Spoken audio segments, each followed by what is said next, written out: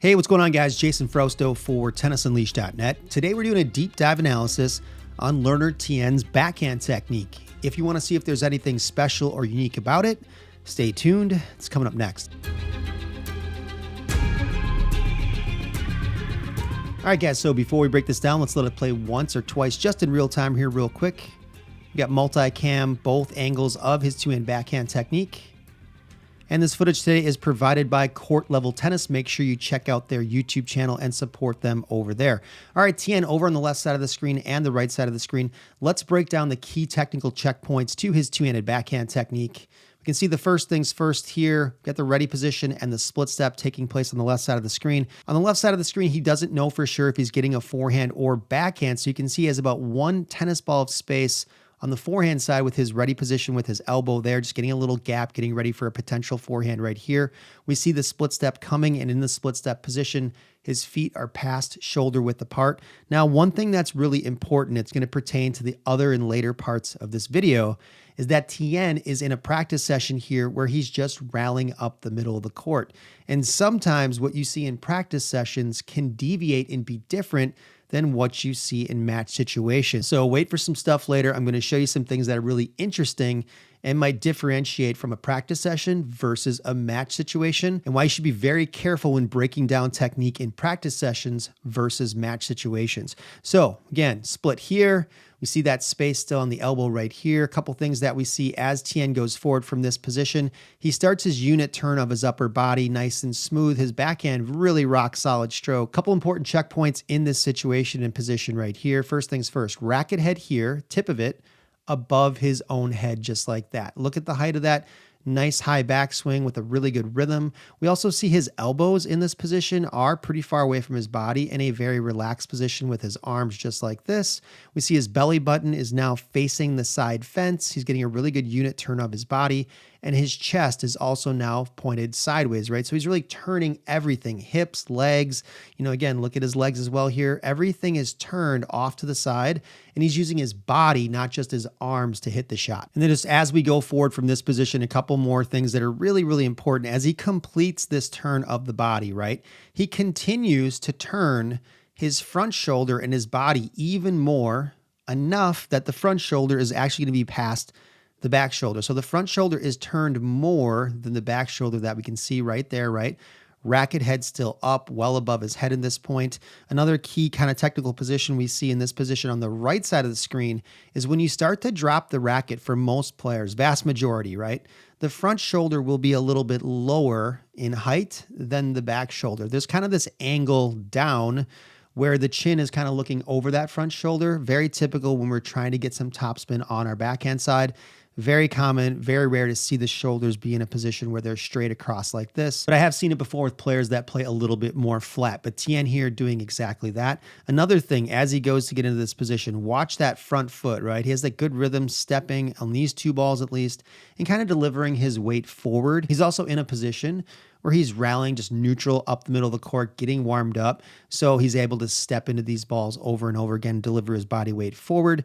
Now, this is where we see kind of that backhand anomaly with Tien. We're going to jump into a bunch of different things here and show you why you can't just rely on practice footage to do technique analysis breakdowns, because not everything is the same in practice as it is in a match situation or all situations. So look at Tien here. This is where things get a little bit funky, right? He takes the racket, he starts to bring it down. He wants to get it below the ball to impart a little bit of topspin on it, right? And have a low to high swing. But we see his racket strings in both videos are basically dropping with the strings kind of open to the sky at an angle like this, which is pretty rare. You don't usually see this on a backhand technique or the backhand downswing, this position, because the idea is to close the racket strings when you get to contact with the ball. So why would you want to open them up so much at this stage of the swing and then try to close them at the last second? Well, that's what's happening in these practice clips right here. But again, I'm going to show you some match footage that might be a little bit different than this. So he's got those strings pointed up on both sides of the screen, just like this. And he's going to make a correction here at the last second where the strings and the racket are going to now get on edge and pretty much close sideways like this. His racket is now, right, the tip of it here, below the ball. So the swing is going to be low to high. his hands and his racket come from a position where they get a little bit closer to the body at this stage of the swing now here, and they're going to go from inside to outside. So we want to make an inside to outside swing, just like that. So it's going to be here, inside to outside, low to high, and then he squares up for contact with the ball. But again, in a practice footage situation, especially when you're not going full speed, things can be a little bit different than they can in a match situation. So let's pop up some footage of Tien last summer against Cilic, and let's take a look at some match footage and see if this backhand looks any different. All right, so this footage is from Cilic's channel, so make sure you check out and support his stuff over there. All right, Tien, left side of the screen and right side of the screen, and we can see the preparation all looks very similar to what it looked like before. You could say here on the right side especially, he's closing the racket face and strings a little bit more down and pointing him down to the court, which would indicate he's going to hit with more spin. Remember as well, this is not a rally up the middle of the court. This is live match footage. They're playing a match here. It's very competitive. It was a 3-set match, very close. This was about 7 months before the Australian Open footage that I just showed you from Liam's channel on court level tennis. But let's look at the technique here and see if there's any differences with Tien's technique from then versus now. So the big thing that we see on the left side and right side of the screen here is we can see Tien, right, has the racket, especially on the right side of the screen, much more on edge, and it's even a little bit closed here on the right side of the screen, indicating he's going to hit with more spin. What we're not seeing as much, just even on the left side here where it's a tiny bit open, you could argue right there, it's nowhere near as open here as what we saw in the most recent footage. So the question is practice footage reliable versus match footage, or has his backhand technique just changed a little bit?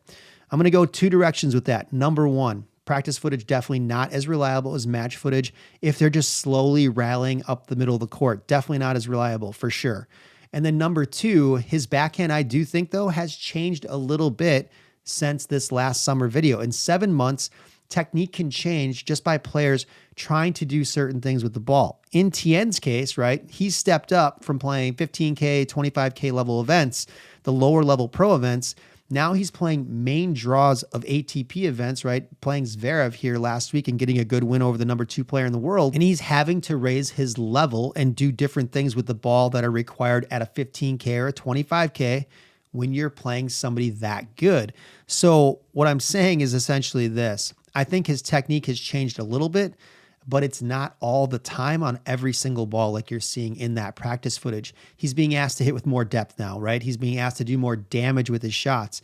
And I do believe that alteration in technique has just happened a little bit because he's being asked to do more than he was, last summer, okay? The level has gone up a little bit. So what we can see here, again, left side, right side of the screen, in a match situation, he is not opening the racket face on these particular shots right here. He wasn't doing it as much, if at all, back then versus what's happening now.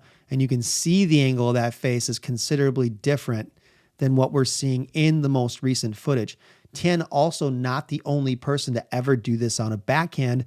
We're going to jump in and look at a former US Open champion that did something kind of similar, but it's the same idea of having that open racket face. So let's jump into that real quick here. All right, so this clip comes from Love Tennis's YouTube channel. Check out and support their channel over there. Marin Cilic, everybody remembers Marin, right? Winning the US Open back in the day.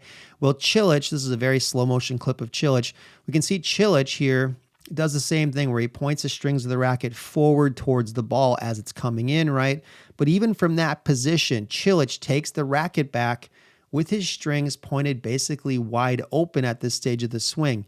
And even here, he will start to make the correction of starting to close it, but he's still pretty open as he's completely turned. He's still open here, even though we know he's starting to turn it and trying to close it. He's still open here. He's still open here. So Cilic kept it pretty open until the downswing, just like Tien, before correcting and closing the strings towards the ground now before bringing it to contact and hitting with spin. So again, there are other examples of players doing this besides Tien. He didn't reinvent the wheel here. This is something that Cilic has done just a little bit differently than Tien, but it's the same idea of that open racket face and just natural backswing before correcting and closing at the last second. Let's jump into some different footage now. All right, so here's just some more recent footage of him playing in Acapulco last week, playing Zverev, right? And what we see is the racket preparation very similar to what we have now and even in the past, but we have two really interesting things that are occurring here, right? The shot on the right, he never really opens the angle of that racket face, maybe just a hair here. He gets the racket down on edge into this position right here, so he's closing already pretty early. Versus the one on the left, it's like what we see a little bit more in the practice footage. The racket face is a little bit more open, right, to the sky at this stage. And here's the reason why. Completely different racket face position here versus over here. On this particular shot, he's trying to do something different with the ball. So what Tien's kind of done, right, is he still uses the old backswing where he'll keep things more traditional, more closed early on in the swing, but he also has this newfound open style backswing, maybe not as much as the practice clip, but he's using them when he needs to use those particular things. Is he consciously thinking about this? I don't believe he's thinking about it at all. I think he's just trying to do whatever he needs to do with the ball. And this is what's happened within his swing. It's altered naturally on its own based on what he needs to do in the situation. So he's not consistently swinging with an open racket face and always correcting it at the end. He's doing what's needed in the situation. So don't be deceived just by practice footage and thinking, hey, it's always open. He's always doing this. He's doing what he needs to do on each particular ball. So let's go back to that original footage, the practice footage, and we'll finish up the analysis. All right, so we're back to that court level tennis footage right here. Pretty open racket face. We can see it clear as day, and as well on this side. But let's take things from here, guys, and just kind of finish this up. So at contact, a couple things that we see. His hands are to the right of his hips at contact. He has good space away from the body at contact.